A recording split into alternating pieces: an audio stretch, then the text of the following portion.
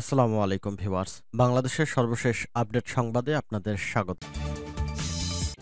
জানিয়ে দিব হাতে থাকা সর্বশেষ আপডেট বাংলা সংবাদ। প্রথমেই সংবাদ শিরোনাম। প্রধান উপদেষ্টা সুইজারল্যান্ড যাচ্ছেন মঙ্গলবার। এরপর জানিয়ে দিব এতদিন পর ঘোষণাপত্র কেন, প্রশ্ন বিএনপির, প্রয়োজন দেখছে জামাত। এদিকে বাছর দেওয়ার কথা বলে ফটো সেশন করে হাতে খিচুড়ি ধরিয়ে দিল এনজিও। আরও জানিয়ে দিব বরিশালে আসামি ধরতে গিয়ে দগ্ধ সেই পুলিশ কর্মকর্তার মৃত্যু। সর্বশেষ জানিয়ে দিব সমন্বয়ক পরিচয় কলেজ ছাত্রকে আটকে মুক্তিপণ দাবি। এতক্ষণ শুনছিলেন সংবাদ শিরোনাম, এবারে বিস্তারিত।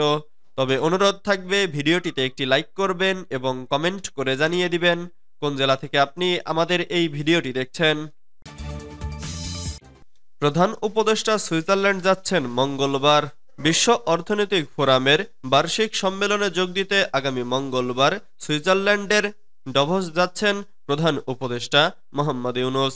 বৃহস্পতিবার ১৬ জানুয়ারি সাপ্তাহিক ব্রিফিংয়ে এক তথ্য জানান পররাষ্ট্র মন্ত্রণালয়ের মুখপাত্র রফিকুল আলম। তিনি বলেন, সরকার প্রধানের এই সফর হবে ২১ থেকে ২৪ জানুয়ারি পর্যন্ত।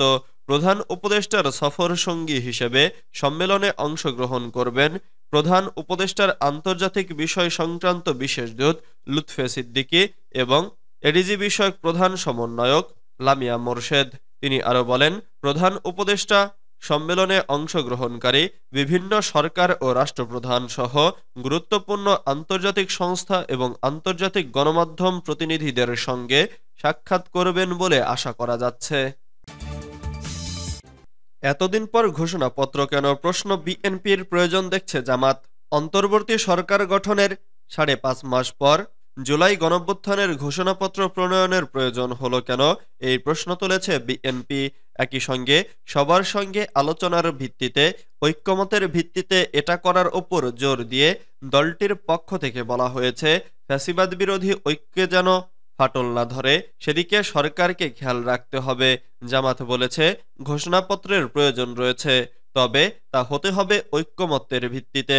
অন্য দলগুলোর পক্ষ থেকেও ঐক্যমতের ভিত্তিতে ঘোষণাপত্র তৈরির কথা বলা হয়েছে। জুলাই গণঅভ্যুত্থানের ঘোষণাপত্র চূড়ান্ত করার লক্ষ্যে প্রধান উপদেষ্টা প্রফেসর ডক্টর মোহাম্মদ ইউনূসের আমন্ত্রণে সাড়া দিয়ে গতকাল বৃহস্পতিবার অনুষ্ঠিত সর্বদলীয় বৈঠকে অংশ নিয়ে তারা এমন মতামত দেন।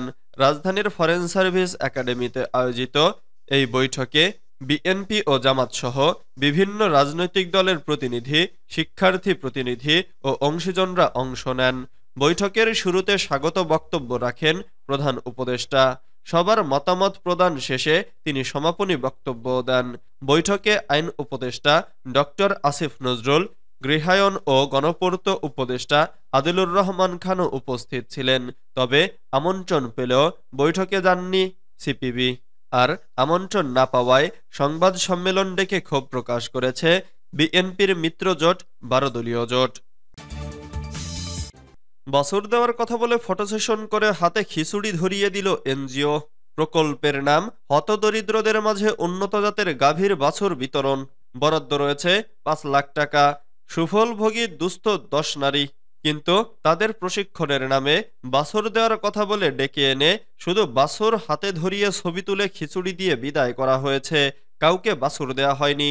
খামার থেকে ১০টি বাছুর এনে ছবি তোলা শেষে আবার খামারেই ফেরত পাঠানো হয় সেই বাছুরগুলো। গরু না পাওয়ায় হতাশ ওইসব গরিব দুস্থ নারীরা। ফটো সেশনের ২ সপ্তাহ পার হলেও এখনো তাদের বাছুর বুঝিয়ে দেওয়া হয়নি।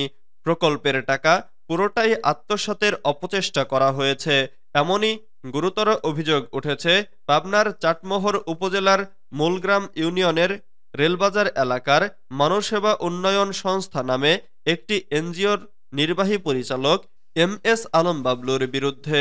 ভুক্তভোগী ও এলাকাবাসীর সঙ্গে কথা বলে জানা গেছে, গত ৩০ ডিসেম্বর সকালে বাংলাদেশ এনজিও ফাউন্ডেশনের আর্থিক সহায়তায় মানবসেবা উন্নয়ন সংস্থা এনজিওর উদ্যোগে ১০ জন দুস্থ নারীকে গাভীর বাছুর দেওয়ার কথা বলে রেলবাজারে নিয়ে আসা হয়। নিজের পরিচিত একটি খামার থেকে ১০টি গাভীর বাছুর গাড়িতে করে নিয়ে আসেন এনজিওর নির্বাহী পরিচালক MS আলম বাবলু।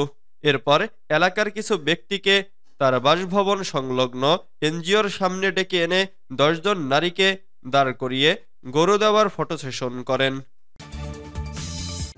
বরিশালে আসামি ধরতে গিয়ে দগ্ধ সেই পুলিশ কর্মকর্তার মৃত্যু। বরিশালে আসামি গ্রেফতার করতে গিয়ে দুর্ঘটনায় দগ্ধ পুলিশের উপপরিদর্শক মেহেদী হাসান মারা গেছেন। শুক্রবার ১৭ জানুয়ারি নিজ গ্রামের বাড়ি বরগুনায় তাকে দাফন করা হবে। এর আগে বৃহস্পতিবার বিকেলে ঢাকার জাতীয় বার্ন অ্যান্ড প্লাস্টিক সার্জারি ইনস্টিটিউটে চিকিৎসাধীন অবস্থায় মেহেদী হাসানের মৃত্যু হয়।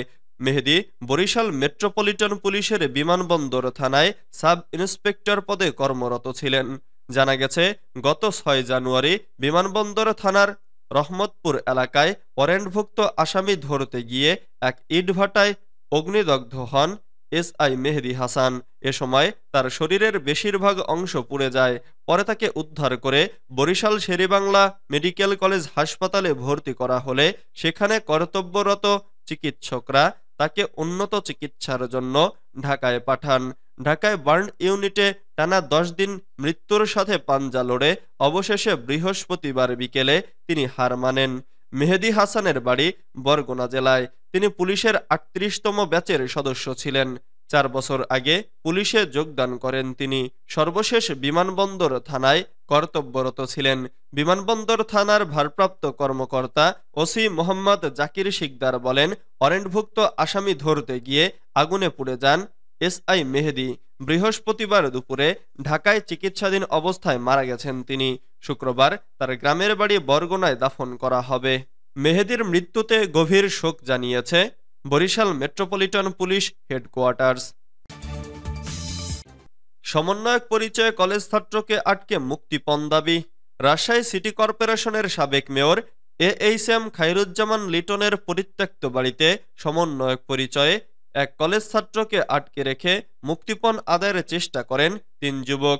বৃহস্পতিবার ১৬ জানুয়ারি রাতে ৮:৩০টার দিকে খবর পেয়ে পুলিশ নগরের উপশহরের ওই বাড়ি থেকে কলেজ ছাত্রকে উদ্ধার করে। এ সময় ৩ জনকে আটক করে থানায় নিয়ে যায় পুলিশ। আটক ৩ জন হলেন চাঁপাইনবাবগঞ্জ জেলার কনসার্ট এলাকার শীষ মোহাম্মদের ছেলে শাহাদাত হোসেন। তিনি রাজশাহী কলেজের রাষ্ট্রবিজ্ঞান বিভাগের শিক্ষার্থী। নাটোর সদরের সাইফুল ইসলামের ছেলে জাহিদুল ইসলাম। তিনি বাংলাদেশ পলিটেকনিক ইনস্টিটিউটের শিক্ষার্থী ও নাটোর কানাইখালী এলাকার তোজাম্মেল হোসেনের ছেলে তাহসান হোসেন আকাশ। তিনি শহীদ বুদ্ধিজীবী সরকারি কলেজের শিক্ষার্থী। ভুক্তভোগী শিক্ষার্থীর নাম ফাহিম হোসেন জিম। তিনি রাজশাহী নিউ গভর্নমেন্ট ডিগ্রি কলেজের প্রথম বর্ষের ছাত্র। ভুক্তভোগী শিক্ষার্থী ফাহিম হোসেন জিম বলেন, আন্দোলনের সময় শেখ হাসিনার পদত্যাগ পর্যন্ত আমি আন্দোলনে ছিলাম। কিছুদিন ধরে আমাকে বারবার কল করা হচ্ছিল, বলা হচ্ছিল আমি নাকি ছাত্রলীগ করি। আমি নগর ভবনের সামনে ছিলাম, সেখান থেকে আমাকে তুলে আনা হয়েছে। আনার পর মারধর করে, বলে আমার সঙ্গে নাকি ছাত্রলীগের যোগাযোগ আছে। তারা আমার কাছে চাঁদাও দাবি করেছিল। পরে আমি আমার ২ জন বন্ধুকে ডাকলাম। আমার বন্ধুরা এসে লোকজন ডেকে আমাকে উদ্ধার করেছে।